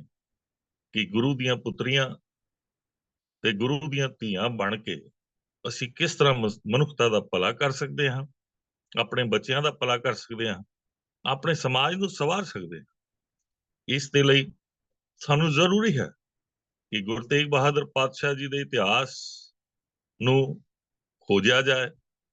ਔਰ ਪੜਚੋਲ ਕਰਕੇ, ਜਿਸ ਤਰ੍ਹਾਂ ਪ੍ਰਭ ਕੀਰਤਨ ਸਿੰਘ ਜੀ ਸਾਡੇ ਸਾਹਮਣੇ ਉਹਨਾਂ ਸਾਰੇ ਤੱਥਾਂ ਨੂੰ ਰੱਖ ਰਹੇ ਨੇ, ਜਿਨ੍ਹਾਂ ਗ੍ਰੰਥਾਂ ਨੂੰ ਪੜ੍ਹ ਕੇ ਅੱਜ ਅਸੀਂ ਆਪਣਾ ਇਤਿਹਾਸ ਸਮਝ ਚੁੱਕੇ ਹਾਂ। ਉਹੀ ਸਰੋਤ ਸਾਡੇ ਵਾਸਤੇ ਇਤਿਹਾਸ ਦੇ ਲਈ ਜ਼ਰੂਰੀ ਸਮਝੇ ਜਾ ਰਹੇ ਨੇ, ਜਿਹੜੇ ਗੁਰਬਾਣੀ ਤੋਂ ਵੀ ਹੁਣੇ ਹੋ ਕੇ ਲਿਖੇ ਗਏ, ਗੁਰਬਾਣੀ ਦੀ ਦੂਰਅੰਦੇਸ਼ੀ ਨੂੰ ਨਾ ਪ੍ਰਾਪਤ ਕਰਨ ਵਾਲੇ ਲੋਕਾਂ ਵੱਲੋਂ ਲਿਖੇ ਗਏ, ਗੁਰਬਾਣੀ ਦੀ ਕਸਵੱਟੀ ਤੇ ਪੂਰਨ ਤੌਰ ਤੇ ਨਾ ਉਤਰੇ ਹੋਏ ਇਤਿਹਾਸ ਨੂੰ ਅਸੀਂ ਅੱਜ ਮਤਲਬ ਅਪਣਾਈ ਜਾ ਰਹੇ ਹਾਂ। ਤੇ ਇਸ ਦੀ ਲੋੜ ਜਿਹੜੀ ਅੱਜ ਅਸੀਂ ਸਿੱਖ ਮਿਸ਼ਨਰੀ ਕਾਲਜ ਦੇ ਇਸ ਪੈਨਲ ਦੇ ਥਰੂ ਪ੍ਰਭ ਕੀਰਤਨ ਸਿੰਘ ਜੀ ਕਰ ਰਹੇ ਨੇ, ਉਸ ਨੂੰ ਸੁਣ ਰਹੇ ਹਾਂ। ਔਰ ਇਹ ਇੱਕ ਸ਼ੁਰੂਆਤ ਹੈ। ਇਸ ਸ਼ੁਰੂਆਤ ਨੂੰ ਅਸੀਂ ਆਪਣੇ ਜੀਵਨ ਵਿੱਚ ਅਪਣਾਉਣ ਦੀ ਔਰ ਸਮਝਣ ਦੀ ਕੋਸ਼ਿਸ਼ ਕਰਾਂਗੇ। ਉਹ ਦਿਨ ਦੂਰ ਨਹੀਂ ਹੈ, ਸਾਨੂੰ ਮਾਯੂਸ ਹੋਣ ਦੀ ਲੋੜ ਨਹੀਂ ਹੈ ਕਿ ਸੰਸਾਰ ਦੇ ਅੰਦਰ ਗੁਰੂ ਨਾਨਕ ਪਾਤਸ਼ਾਹ ਦੀ ਸੱਚ ਦੀ ਵਿਚਾਰਧਾਰਾ, ਅਡੋਲਤਾ ਦੀ ਵਿਚਾਰਧਾਰਾ ਤੇ ਅਡੋਲ ਰਹਿ ਕੇ ਪ੍ਰਭੂ ਦੇ ਵਿੱਚ ਲੀਨ ਹੋਣ ਦੀ ਵਿਚਾਰਧਾਰਾ ਦੀ ਸਮਝ ਮਨੁੱਖਤਾ ਨੂੰ ਅਸੀਂ ਦੇਣ ਵਿੱਚ ਕਾਮਯਾਬ ਹੋਵਾਂਗੇ। ਸੋ ਗੁਰੂ ਤੇਗ ਬਹਾਦਰ ਪਾਤਸ਼ਾਹ ਜਦ ਗੁਰੂ ਹਰਗੋਬਿੰਦ ਸਾਹਿਬ ਪਾਤਸ਼ਾਹ ਜੋਤੀ ਜੋਤ ਸਮਾ ਗਏ, ਹਾਲਾਂਕਿ ਅਸੀਂ ਗੁਰੂ ਹਰਗੋਬਿੰਦ ਸਾਹਿਬ ਪਾਤਸ਼ਾਹ ਜੀ ਨੂੰ ਸ਼ਹੀਦ ਇਤਿਹਾਸਕ ਤੌਰ ਤੇ ਨਹੀਂ ਮੰਨ ਰਹੇ। ਜੇ ਸਰੋਤਾਂ ਦੀ ਖੋਜ ਵਿੱਚ ਦੇਖੀਏ ਤੇ ਮੈਨੂੰ ਇਸ ਤਰ੍ਹਾਂ ਲੱਗਦਾ ਇਹ ਵੀ ਇੱਕ ਬਹੁਤ ਖੂਬਸੂਰਤ ਸ਼ਹਾਦਤ ਹੈ, ਕਿਉਂਕਿ ਸ਼ਹੀਦੀ ਸਿਰਫ ਮਰ ਜਾਣ ਨੂੰ ਨਹੀਂ ਕਹਿੰਦੇ, ਸ਼ਹੀਦੀ ਸੱਚ ਦੀ ਸ਼ਹਾਦਤ ਦੇਣ ਨੂੰ ਕਹਿੰਦੇ ਨੇ, ਜਿਸ ਵਿੱਚ ਗੁਰੂ ਹਰਗੋਬਿੰਦ ਸਾਹਿਬ ਪਾਤਸ਼ਾਹ 6ਵੇਂ ਜਾਮੇ ਚ ਗੁਰੂ ਨਾਨਕ ਸਾਹਿਬ ਪਾਤਸ਼ਾਹ ਨੇ 4 ਜੰਗਾਂ ਰਾਹੀਂ ਸੰਸਾਰ ਦੇ ਬਾਦਸ਼ਾਹਾਂ ਨੂੰ, ਸੰਸਾਰ ਦੇ ਰਾਜਿਆਂ ਨੂੰ ਉਹਨਾਂ ਲੋਕਾਂ ਦੇ ਨਾਲ ਆ ਕੇ ਲੜਨ ਲਈ ਮਜਬੂਰ ਕਰ ਦਿੱਤਾ, ਜਿਹੜੇ ਲੋਕ ਉਹਨਾਂ ਤੋਂ ਡਰ ਕੇ ਘਰਾਂ ਵਿੱਚ ਛੁਪ ਜਾਂਦੇ ਸਨ, ਜੰਗਲਾਂ ਵਿੱਚ ਛੁਪ ਜਾਂਦੇ ਸਨ, ਆਪਣੀਆਂ ਦੁਕਾਨਾਂ ਵਿੱਚ ਛੁਪ ਜਾਂਦੇ ਸਨ, ਆਪਣੀਆਂ ਇਸਤਰੀਆਂ ਦੀ ਢਾਲ ਬਣਾ ਕੇ ਆਪਣੇ ਆਪ ਨੂੰ ਬਚਾਉਣ ਦੀ ਕੋਸ਼ਿਸ਼ ਕਰਦੇ ਸਨ, ਭਾਵੇਂ ਕਿ ਇਸਤਰੀਆਂ ਨੂੰ ਤੇ ਜ਼ੁਲਮ ਉਹ ਆਪ ਵੀ ਕਰਦੇ ਸਨ ਤੇ ਆਉਣ ਵਾਲੇ ਧਾੜਵੀ ਔਰ ਵਕਤ ਦੇ ਰਾਜੇ ਇਹ ਸਾਰੇ ਹੀ ਕਰਦੇ ਸਨ। ਇਹ ਵੀ ਸਾਡਾ ਬਹੁਤ ਭੁਲੇਖਾ ਹੈ, ਕਿਸੇ ਇੱਕ ਧਰਮ ਦੇ ਕਾਰਨ ਮਨੁੱਖਤਾ ਤੇ ਜ਼ੁਲਮ ਹੋ ਰਿਹਾ ਸੀ, ਜਾਂ ਇੱਕ ਕਿਸੇ ਧਾੜਵੀ ਦੇ ਕਾਰਨ ਮਨੁੱਖਤਾ ਤੇ ਜ਼ੁਲਮ ਹੋ ਰਿਹਾ ਸੀ। ਕਿਉਂਕਿ ਆਮ ਪ੍ਰਚਾਰ ਵਿੱਚ ਅਸੀਂ ਇਹੀ ਕੀਤਾ ਕਿ ਮੁਸਲਮਾਨ ਵੀਰਾਂ ਨੇ ਜ਼ੁਲਮ ਕੀਤਾ, ਐਸਾ ਨਹੀਂ ਹੈ। ਜੇ ਇਤਿਹਾਸ ਨੂੰ ਸਹੀ ਤਰੀਕੇ ਨਾਲ ਪੜ੍ਹੋ ਤੇ ਬਹੁਤ ਹਜ਼ਾਰਾਂ ਸਾਲ ਤੋਂ, ਤਕਰੀਬਨ 2-3 ਹਜ਼ਾਰ ਸਾਲ ਤੋਂ ਬਾਹਰਲੇ ਧਾੜਵੀਆਂ ਨੇ ਵੀ ਆ ਕੇ ਜ਼ੁਲਮ ਕੀਤਾ। ਭਾਰਤ ਵਿੱਚ ਜਿਹੜੇ ਰਾਜੇ ਆਪਣੇ ਆਪ ਨੂੰ ਤਾਕਤ ਦੇ ਜ਼ੋਰ ਤੇ ਬਣਾ ਚੁੱਕੇ ਸਨ, ਆਪਣੇ ਕਾਨੂੰਨਾਂ ਰਾਹੀਂ ਜਨਤਾ ਤੇ ਜ਼ੁਲਮ ਕਰਦੇ ਸਨ। ਭਾਵੇਂ ਉਹ ਜਨਤਾ ਹਿੰਦੂ ਵੀਰਾਂ ਦੀ ਸੀ, ਭਾਵੇਂ ਉਹ ਜਨਤਾ ਮੁਸਲਮਾਨ ਵੀਰਾਂ ਦੀ ਸੀ, ਭਾਵੇਂ ਉਹ ਜਿਹੜੀ ਹੈ ਰਈਅਤ ਜਿਹੜੀ ਹੈ ਉਹ ਕਿਸੇ ਹੋਰ ਧਰਮ ਦੀ ਸੀ, ਬੋਧੀ ਸੀ, ਜੈਨੀ ਸੀ, ਸਭਾ ਨੂੰ ਇਸ ਜ਼ੁਲਮ ਦੇ ਵਿੱਚੋਂ ਨਿਕਲਣਾ ਪਿਆ ਔਰ ਜ਼ੁਲਮ ਸਹਿਣੇ ਪਏ, ਜਿਸ ਦਾ ਮੁਕਾਬਲਾ ਕੋਈ ਕਰ ਨਹੀਂ ਰਿਹਾ ਸੀ। ਸੋ ਗੁਰੂ ਨਾਨਕ ਸਾਹਿਬ ਪਾਤਸ਼ਾਹ ਨੇ ਪਹਿਲੇ ਜਾਮੇ ਤੋਂ ਇਸ ਮੁਕਾਬਲੇ ਲਈ ਜੋ ਵਿਚਾਰਧਾਰਾ, ਨਿਰੰਕਾਰੀ ਵਿਚਾਰਧਾਰਾ ਦਿੱਤੀ, ਉਸ ਨਿਰੰਕਾਰੀ ਵਿਚਾਰਧਾਰਾ ਨੂੰ ਅਪਣਾਉਣ ਵਾਲੇ ਹਰ ਸਿੱਖ ਨੇ ਉਸ ਮੀਰੀ ਅਤੇ ਪੀਰੀ ਦੇ ਝੰਡੇ ਨੂੰ ਆਪਣੇ ਹੱਥ 'ਚ ਫੜਿਆ ਤੇ ਜੀਵਨ ਦੇ ਵਿੱਚ ਜੀਣ ਦੇ ਢੰਗ ਵਿੱਚ ਗੁਰੂ ਨਾਨਕ ਦੀ ਵਿਚਾਰਧਾਰਾ ਦੀ ਗਹਿਰਾਈ ਵਿੱਚ ਜੁੜਦਾ ਚਲਾ ਗਿਆ। ਸੋ ਗੁਰੂ ਤੇਗ ਬਹਾਦਰ ਪਾਤਸ਼ਾਹ ਜੀ ਦੇ ਇਸ ਪੱਖ ਨੂੰ ਜਦ ਅਸੀਂ ਦੇਖਦੇ ਹਾਂ ਤੇ ਗੁਰੂ ਹਰਗੋਬਿੰਦ ਸਾਹਿਬ ਪਾਤਸ਼ਾਹ ਜੀ ਦੇ ਜੋਤੀ ਜੋਤ ਸਮਾਉਣ ਤੋਂ ਬਾਅਦ ਉਹ ਕਿਉਂਕਿ ਪ੍ਰਚਾਰਕ ਦੌਰਿਆਂ ਤੇ ਸਨ, ਗੁਰੂ ਹਰਰਾਏ ਜੀ ਗੁਰਗੱਦੀ ਤੇ ਬਿਰਾਜਮਾਨ ਹੋਏ, ਉਹਨਾਂ ਦੇ ਨਾਲ ਮਿਲਾਪ ਹੁੰਦਾ ਹੈ ਤੇ ਭਟਵਈਆਂ ਤੇ ਹੋਰਨਾਂ ਸਰੋਤਾਂ ਤੋਂ ਸਮਝ ਵਿੱਚ ਆਉਂਦੀ ਹੈ ਕਿ 500 ਘੋੜਸਵਾਰ ਦੇ ਕੇ ਭਾਈ ਮਨੀ ਰਾਮ ਜੀ ਤੇ ਭਾਈ ਨਾਨੂ ਜੀ ਤੇ ਹੋਰਨਾਂ ਮੌਤਬਰ ਗੁਰਸਿੱਖਾਂ ਨੂੰ ਨਾਲ ਦੇ ਕੇ ਉਹਨਾਂ ਨੇ ਪ੍ਰਚਾਰਕ ਫੇਰੀ ਲਈ ਅੱਗੇ ਤੋਰਿਆ, ਕਿਉਂਕਿ ਗੁਰੂ ਹਰਗੋਬਿੰਦ ਸਾਹਿਬ ਪਾਤਸ਼ਾਹ ਦੇ ਸਮੇਂ ਤੋਂ ਹੀ 2200 ਘੋੜਸਵਾਰ ਰੱਖਣ ਦੀ ਰੀਤ ਗੁਰੂ ਘਰ ਵਿੱਚ ਸ਼ੁਰੂ ਹੋ ਚੁੱਕੀ ਸੀ। ਹਾਲਾਂਕਿ ਗੁਰੂ ਨਾਨਕ ਸਤਿਗੁਰੂ ਜੀ ਦੇ ਸਮੇਂ ਤੋਂ ਹੀ ਘੋੜਸਵਾਰਾਂ ਦੀ ਤੇ ਹੋਰਨਾਂ ਸ਼ਸਤਰ ਵਿਦਿਆ ਦੀ ਜਿਹੜੀ ਹੈ ਜਾਣਕਾਰੀ ਪ੍ਰਾਪਤ ਹੁੰਦੀ ਹੈ। ਜੇ ਇਸ ਦੀ ਜਾਣਕਾਰੀ ਨੂੰ ਜੇ ਸਹੀ ਸਮਝਿਆ ਜਾਏ ਸੰਕੇਤ ਦੇ ਤੌਰ ਤੇ ਗੁਰੂ ਅੰਗਦ ਸਾਹਿਬ ਪਾਤਸ਼ਾਹ ਜੀ ਦੇ ਆਧਾਰ ਤੇ ਹੁਮਾਯੂੰ ਦਾ ਆਣਾ, ਤਲਵਾਰ ਨੂੰ ਕੱਢ ਕੇ ਉਹਨਾਂ ਤੇ ਵਾਰ ਕਰਨ ਦੀ ਕੋਸ਼ਿਸ਼ ਕਰਨਾ ਤੇ ਉਹਨਾਂ ਦਾ ਅਖਾੜਿਆਂ ਵਿੱਚ ਗੁਰਸਿੱਖਾਂ ਨੂੰ ਤਿਆਰ ਕਰਨਾ ਤੇ ਉਸ ਨੂੰ ਭਰਪੂਰ ਤੌਰ ਤੇ ਮੁਕਾਬਲੇ ਲਈ ਲਲਕਾਰਨਾ ਤੇ ਉਹਦੇ ਅੰਦਰ ਦੀ ਕਮਜ਼ੋਰੀ ਨੂੰ ਉਸ ਦੇ ਸਾਹਮਣੇ ਗੁਰੂ ਅੰਗਦ ਸਾਹਿਬ ਨੇ ਰੱਖਿਆ। ਤੇ ਇੱਥੋਂ ਸਮਝ ਆਉਂਦੀ ਹੈ ਕਿ ਜਿੱਥੇ ਮੀਰੀ ਅਤੇ ਪੀਰੀ ਦੇ ਸਿਧਾਂਤ ਨੂੰ ਗੁਰੂ ਹਰਗੋਬਿੰਦ ਸਾਹਿਬ ਪਾਤਸ਼ਾਹ ਨੇ ਪ੍ਰਗਟ ਕੀਤਾ, ਉਹ ਗੁਰੂ ਨਾਨਕ ਸਾਹਿਬ ਪਾਤਸ਼ਾਹ ਜੀ ਦੇ ਸਮੇਂ ਤੋਂ ਹੀ ਚੱਲਿਆ ਆ ਰਿਹਾ ਸੀ, ਜਿਸ ਨੂੰ ਗੁਰੂ ਤੇਗ ਬਹਾਦਰ ਪਾਤਸ਼ਾਹ ਨੇ ਬਹੁਤ ਖੂਬਸੂਰਤੀ ਦੇ ਨਾਲ ਅੱਗੇ ਵਧਾਇਆ। ਉਸ ਸੁੰਦਰਤਾ ਨੂੰ, ਉਸ ਖੂਬਸੂਰਤੀ ਨੂੰ ਹੋਰ ਆਪਣੀ ਮਿਹਨਤ, ਆਪਣੀ ਕੁਰਬਾਨੀਆਂ, ਆਪਣੀਆਂ ਵਿਚਾਰਾਂ ਤੇ ਆਪਣੀ ਮਿਹਨਤ ਜੋ ਜੀਵਨ ਦੇ ਇੱਕ ਇੱਕ ਸਵਾਸ ਨੂੰ ਮਨੁੱਖਤਾ ਦੇ ਭਲੇ ਵਿੱਚ ਲਗਾਇਆ,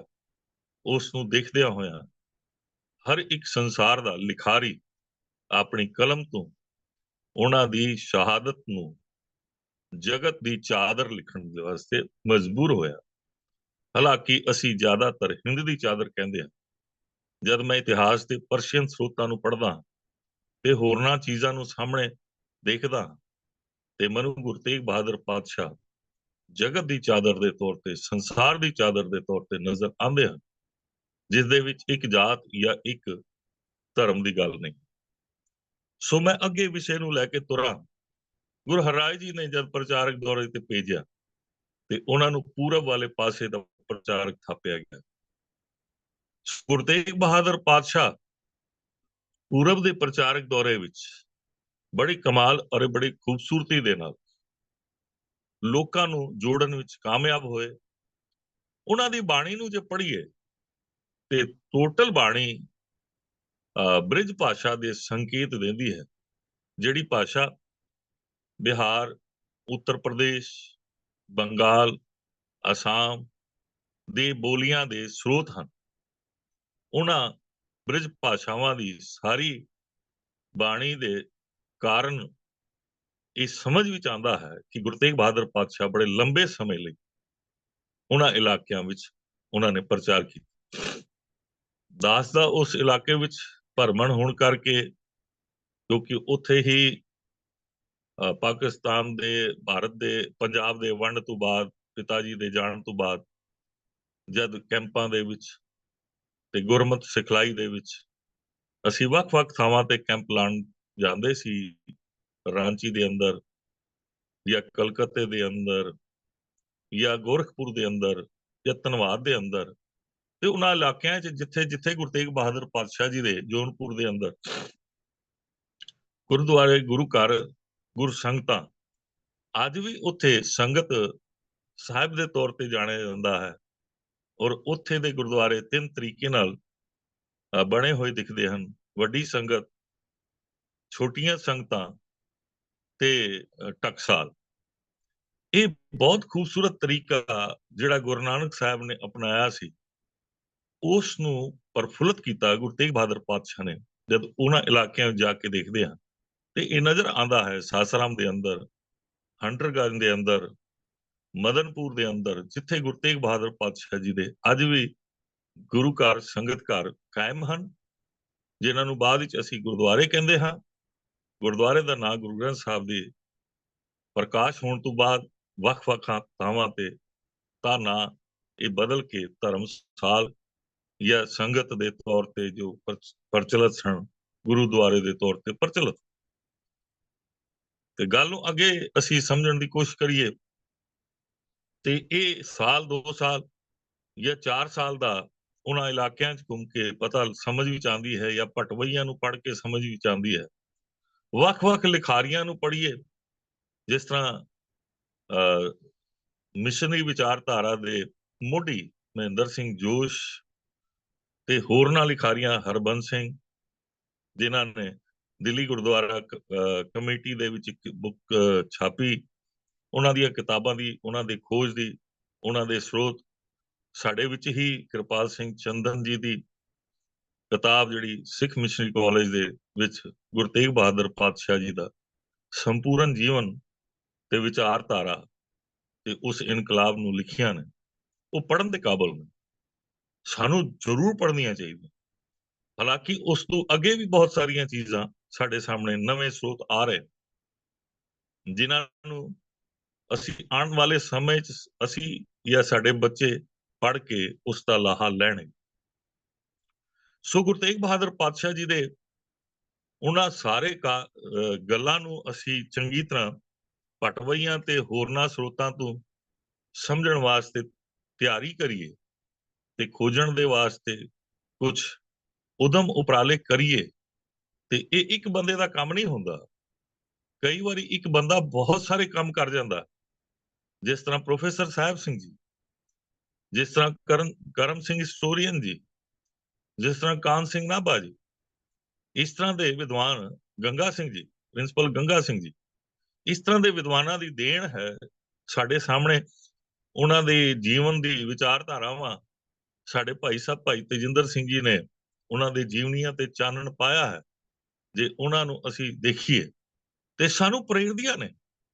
ਕਿ ਅਸੀਂ ਇਸ ਸੰਸਾਰ ਦੇ ਵਿੱਚ ਸਿਰਫ ਭੋਜਨ ਖਾਣ ਲਈ, ਬੱਚੇ ਪਾਲਣ ਲਈ ਜਾਂ ਕੈਰੀਅਰ ਬਣਾਉਣ ਲਈ ਨਹੀਂ ਆਏ। ਕੈਰੀਅਰ ਤੇ ਤਦ ਤੱਕ ਹੀ ਕੰਮ ਹੁੰਦਾ ਹੈ ਜਾਂ 70 ਜਾਂ 72 ਜਾਂ 75 ਸਾਲ ਦੀ ਉਮਰ ਤੱਕ ਹੀ। ਉਹ ਹੌਲੀ ਹੌਲੀ 50 ਸਾਲ ਤੋਂ ਬਾਅਦ ਡਾਊਨਫਾਲ ਹੀ ਜਾ ਕੇ ਉਹ ਕੈਰੀਅਰ ਉਸ ਮਨੁੱਖ ਦੇ ਲਈ ਕੈਰੀਅਰ ਨਹੀਂ ਰਹਿ ਜਾਂਦਾ, ਉਹ ਕਿਸੇ ਹੋਰ ਦੇ ਲਈ ਬਣ ਜਾਂਦਾ ਹੈ, ਜਿਨ੍ਹਾਂ ਨੂੰ ਗੁਰਬਾਣੀ 'ਚ ਬਹੁਤ ਖੂਬਸੂਰਤ ਤਰੀਕੇ ਨਾਲ ਗੁਰੂ ਤੇਗ ਬਹਾਦਰ ਪਾਤਸ਼ਾਹ ਜੀ ਨੇ ਸਾਡੇ ਸਾਹਮਣੇ ਰੱਖਿਆ ਹੈ। ਜੇ ਅਸੀਂ ਉਹਨਾਂ ਬਾਣੀਆਂ ਨੂੰ ਵਿਰਾਗਮਈ ਨਾ ਕਹਿ ਕੇ ਜੀਵਨ ਦੀ ਤਬਦੀਲੀ ਔਰ ਜੀਵਨ ਦੇ ਵਿੱਚ ਲਿਆਉਣ ਦੀ ਇੱਕ ਕ੍ਰਾਂਤੀ ਨੂੰ ਦੇ ਤੌਰ ਤੇ ਲਈਏ ਤੇ ਸਾਡੇ ਜੀਵਨ ਤਦ ਬਦਲ ਸਕਦੇ ਨੇ, ਅਸੀਂ ਜੀਵਨ ਨੂੰ ਬਦਲ ਸਕਦੇ ਹਾਂ। ਸੋ ਗੁਰੂ ਤੇਗ ਬਹਾਦਰ ਪਾਤਸ਼ਾਹ ਜੀ ਦੇ ਸਾਰੇ ਹੀ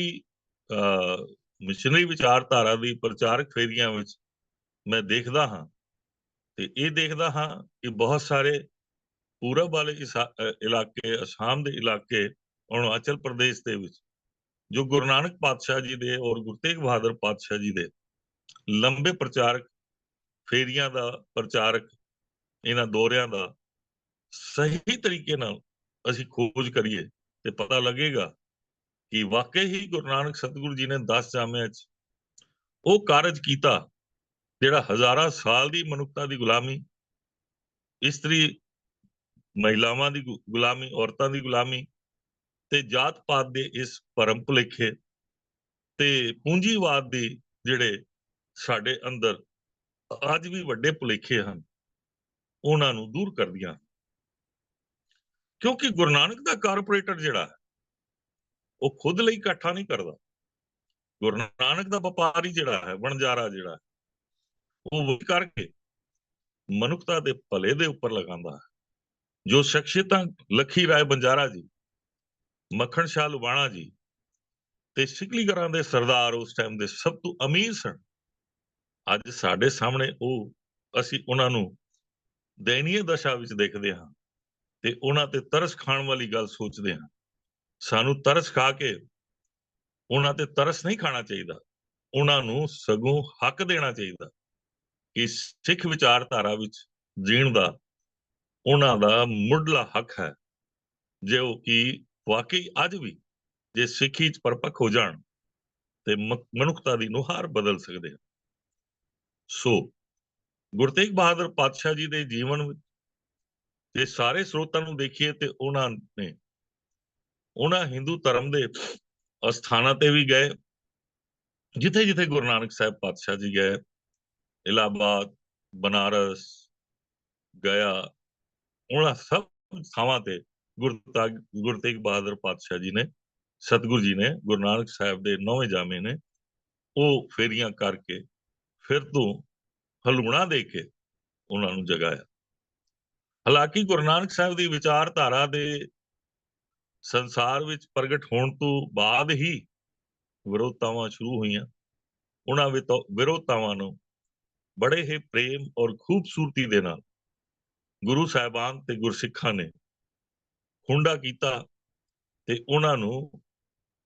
ਇਹ ਪ੍ਰੂਫ ਕੀਤਾ ਕਿ ਗੁਰੂ ਨਾਨਕ ਦੀ ਵਿਚਾਰਧਾਰਾ, ਭਗਤੀ ਲਹਿਰ ਦੀ ਵਿਚਾਰਧਾਰਾ ਵਕਤ ਤੇ ਜੋ ਅਕਾਲ ਪੁਰਖ ਨੇ ਬਖਸ਼ੀ ਹੈ ਮਨੁੱਖਤਾ ਦੇ ਭਲੇ ਲਈ, ਉਸ ਦੀ ਅਤੀ ਜ਼ਰੂਰਤ ਹੈ। ਸੋ ਗੁਰੂ ਤੇਗ ਬਹਾਦਰ ਪਾਤਸ਼ਾਹ ਜੀ, ਜਦ ਅਸੀਂ ਉਹਨਾਂ ਦੀਆਂ 3 ਗ੍ਰਿਫਤਾਰੀਆਂ ਦੇ ਵੱਲ ਧਿਆਨ ਦਿੰਦੇ ਹਾਂ ਤੇ ਸਾਨੂੰ ਇਹ ਸਮਝ ਵਿੱਚ ਆਉਂਦਾ ਹੈ ਕਿ ਇੱਕ ਗ੍ਰਿਫਤਾਰੀ ਹੀ ਕਿਉਂ ਪ੍ਰਚਾਰੀ ਗਈ। ਹਾਲਾਂਕਿ ਉਹਨਾਂ ਦੀਆਂ 3 ਗ੍ਰਿਫਤਾਰੀਆਂ ਹੋਈਆਂ, ਜਿਨ੍ਹਾਂ ਵਿੱਚ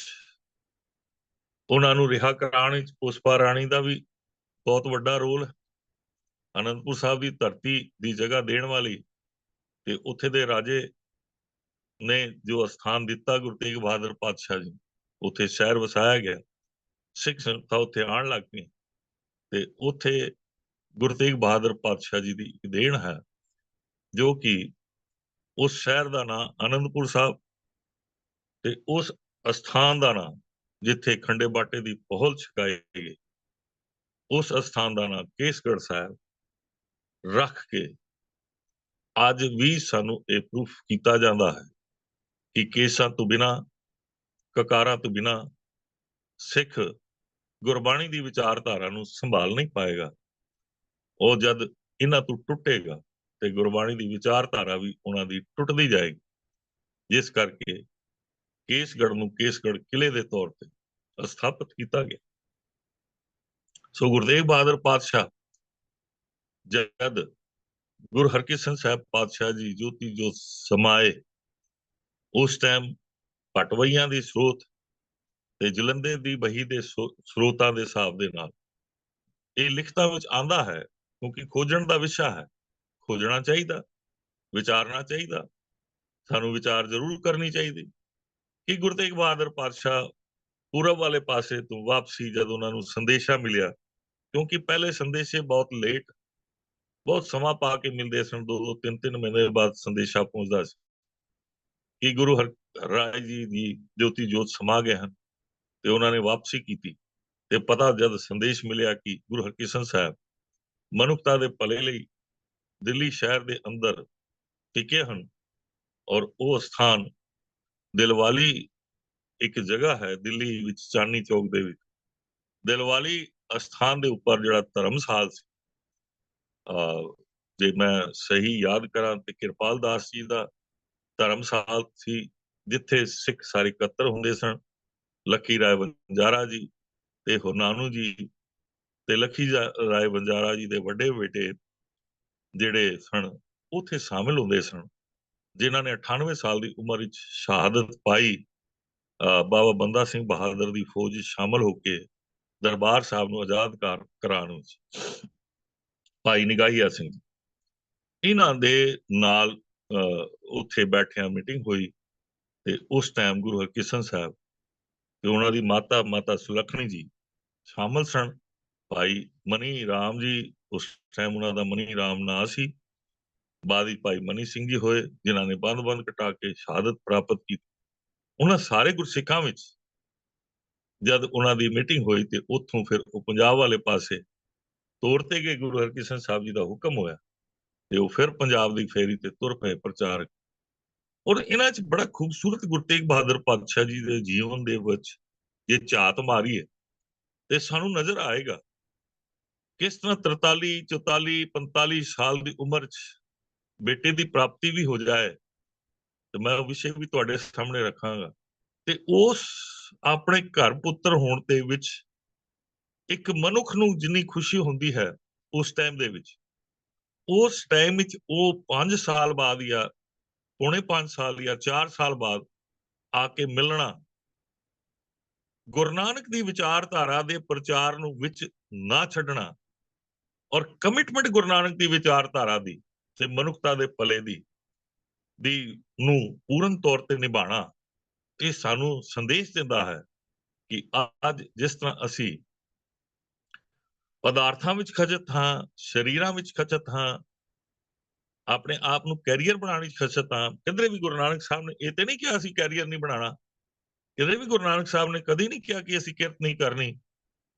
ਕੀਰਤੀ ਪ੍ਰਚਾਰਕ ਕਾਇਮ ਕੀਤੇ ਗੁਰੂ ਨਾਨਕ ਸਤਿਗੁਰੂ ਜੀ ਨੇ, ਕੀਰਤੀਆਂ ਨੂੰ ਉਸ ਸਥਾਨ ਤੇ ਪਹੁੰਚਾ ਦਿੱਤਾ ਜਿੱਥੇ ਆਪਣੇ ਆਪ ਨੂੰ ਜੋਗੀ ਸਮਝਦੇ ਸਨ, ਸੰਨਿਆਸੀ ਸਮਝਦੇ ਸਨ, ਪੰਡਤ ਸਮਝਦੇ ਸਨ, ਕਾਜੀ ਸਮਝਦੇ ਸਨ। ਸਾਰੀ ਮਨੁੱਖਤਾ ਦੇ ਉਹਨਾਂ ਲੋਕਾਂ ਨੂੰ ਉਹਨਾਂ ਦੇ ਬਰਾਬਰ ਖੜਾ ਕੀਤਾ। ਇਹ ਵੀ ਗੁਰੂ ਤੇਗ ਬਹਾਦਰ ਪਾਤਸ਼ਾਹ ਜੀ ਦੇ ਜੀਵਨ ਤੋਂ ਦੇਖਣ ਵਾਲੀ ਗੱਲ ਹੈ। ਤੇ ਉਹ 14 ਸਾਲ ਦੀ ਉਮਰ ਤੋਂ ਲੈ ਕੇ ਜੋ ਚੀਜ਼ਾਂ ਸਾਡੇ ਸਾਹਮਣੇ ਉਹਨਾਂ ਦੀਆਂ ਆਉਂਦੀਆਂ ਨੇ, ਅਸੀਂ ਉਹਨਾਂ ਨੂੰ ਇੱਕ ਚੈਪਟਰ ਰਾਹੀਂ ਜੇ ਸਮਝਣ ਦੇ ਰਾਸਤੇ ਤੇ ਤੁਰਾਂਗੇ ਤੇ ਸਾਨੂੰ ਸਮਝ ਵਿੱਚ ਆਏਗਾ ਕਿ ਕਿਧਰੇ ਨਾ ਕਿਧਰੇ ਅਸੀਂ ਗਲਤੀ ਕਰ ਰਹੇ ਹਾਂ। ਗੁਰੂ ਤੇਗ ਬਹਾਦਰ ਪਾਤਸ਼ਾਹ ਜੀ ਦੇ ਸੰਪੂਰਨ ਜੀਵਨ ਤੇ ਉਹਨਾਂ ਦੀ ਦਿੱਤੀ ਵਿਚਾਰਧਾਰਾ ਦੇ ਨਾਲ ਉਹਨਾਂ ਦੇ ਇਤਿਹਾਸ ਨੂੰ ਨਿਖੇੜ ਰਹੇ, ਦੂਰ ਕਰ ਰਹੇ, ਜੋ ਕਿ ਮੇਲ ਨਹੀਂ ਖਾਂਦੀ। ਸ਼ਹਾਦਤਾਂ ਦੇ ਸਾਰੇ ਪੱਖ ਨੂੰ ਵਿਚਾਰਨ ਤੋਂ ਪਹਿਲਾਂ ਚਾਂਦਨੀ ਚੌਕ ਦੀ ਉਸ ਧਰਤੀ ਨੂੰ ਦੇ ਵਿੱਚ ਹੋਈ ਸ਼ਹਾਦਤ ਨੂੰ ਸਮਝਣ ਤੋਂ ਪਹਿਲਾਂ ਸਾਨੂੰ ਗੁਰੂ ਤੇਗ ਬਹਾਦਰ ਪਾਤਸ਼ਾਹ ਜੀ ਦੇ ਹਰ ਇੱਕ ਉਸ ਪੜਾਅ ਨੂੰ, ਪ੍ਰਚਾਰਕ ਫੇਰੀਆਂ ਨੂੰ ਔਰ ਦਿੱਤੀ ਹੋਈ ਕਮਿਟਮੈਂਟਸ ਨੂੰ ਸਾਨੂੰ ਦੇਖਣਾ ਪਏਗਾ। ਅੱਜ ਮਿਸ਼ਨਰੀ ਵਿਚਾਰ ਪ੍ਰਚਾਰਕਾਂ ਨੂੰ ਵੀ ਸਮਝਣਾ ਪਏਗਾ ਕਿ ਸਾਡੀ ਇੱਕ ਕਮਿਟਮੈਂਟ ਹੋਣੀ ਚਾਹੀਦੀ। ਕਿਧਰੇ ਨਾ ਕਿਧਰੇ ਮੇਰੇ ਵਰਗਾ ਵੀ ਕੁਤਾਹੀ ਕਰਦਾ, ਗਲਤੀਆਂ ਕਰਦਾ ਹੈ, ਲੇਕਿਨ ਮੇਰਾ ਸਤਿਗੁਰੂ ਬਾਣੀ ਰਾਹੀਂ ਜਦ ਸਮਝਾ ਕੇ ਸੱਚੇ ਮਾਰਗ ਤੇ ਲਿਆ ਕੇ ਖੜਾ ਕਰਦਾ ਤੇ ਫਿਰ ਪਤਾ ਲੱਗਦਾ ਹੈ ਕਿ ਮੈਂ ਗਲਤੀਆਂ ਤੇ ਗਲਤੀਆਂ ਕਰਦਾ ਜਾ ਰਿਹਾ, ਲੇਕਿਨ ਮੇਰਾ ਗੁਰੂ ਮੈਨੂੰ ਫਿਰ ਬਖਸ਼ ਕੇ ਆਪਣੇ ਮਾਰਗ ਤੇ ਤੋਰਿਆ। ਗੁਰੂ ਤੇਗ ਬਹਾਦਰ ਪਾਤਸ਼ਾਹ ਉਸ ਤੋਂ ਬਾਅਦ ਪੰਜਾਬ ਦੀ ਧਰਤੀ ਤੇ ਆਏ ਤੇ ਉਸ ਟਾਈਮ ਉਹਨਾਂ ਦੀਆਂ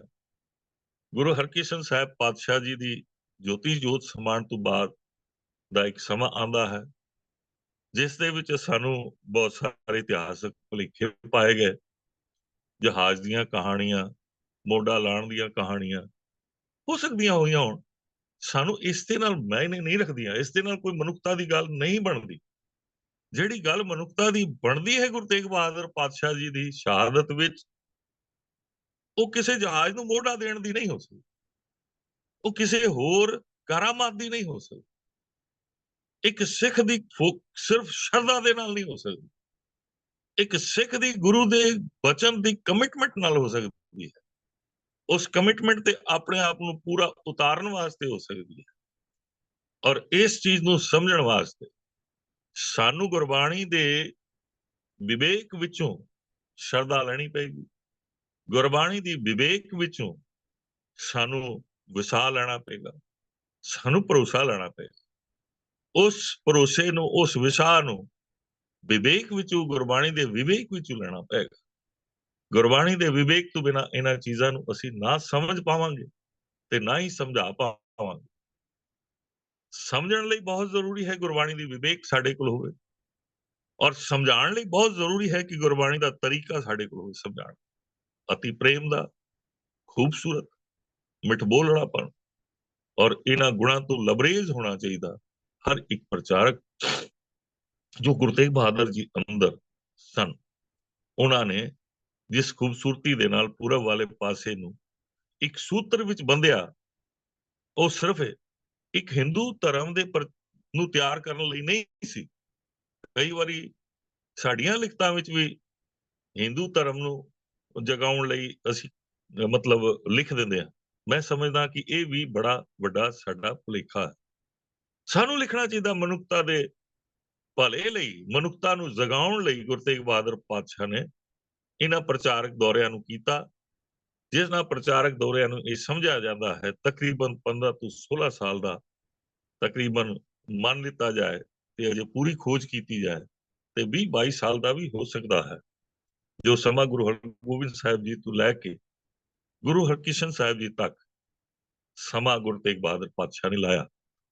ਉਹ ਇਹ ਨਹੀਂ ਹੋ ਸਕਦਾ ਕਿ ਕਿਸੇ ਇੱਕ ਸਥਾਨ ਤੇ ਬੈਠ ਕੇ ਸਮਾਂ ਬਤੀਤ ਕਰਦੇ ਹੋਣ।